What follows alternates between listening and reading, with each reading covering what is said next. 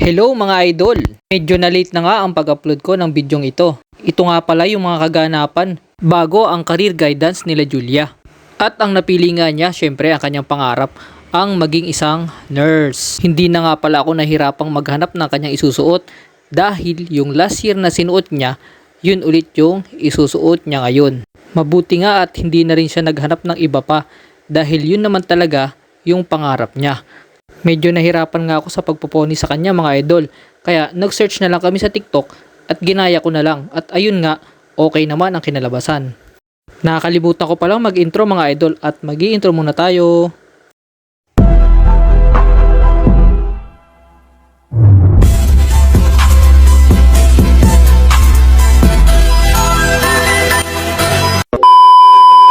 At pagkatapos ko ngang punihan si Julia mga idol, ay isinut na rin niya ang kanyang pang nurse at medyo inayos-ayusan ko na lang siya at nag-picture-picture na kami. At syempre mga idol, hindi sapat kung polvo lang. Kaya pinamake-upan ko na si Julia sa kanyang tita Sheena. At ayan, nag-video-video na kami at kitang-kita niyo naman, feel na feel ni Julia ang pagiging nurse. Hindi na nga pala ako naglagay ng tugtog mga idol dahil baka makopyright na naman tayo. At mahirap pa naman pag nalagyan mo ng music tapos in-upload mo tapos na-copyright.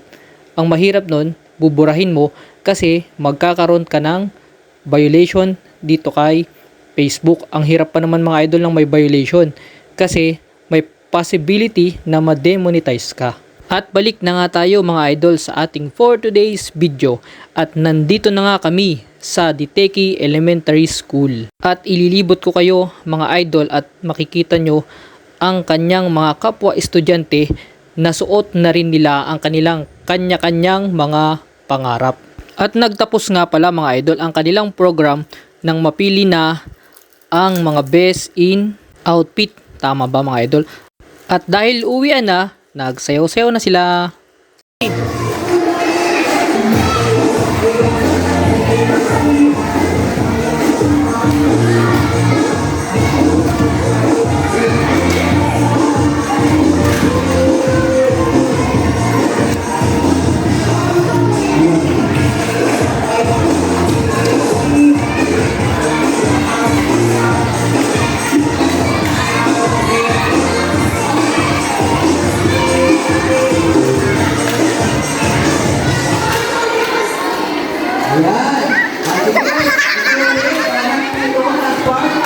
At yun lang mga idol, maraming salamat po sa panonood at God bless you all po. Thank you and bye-bye!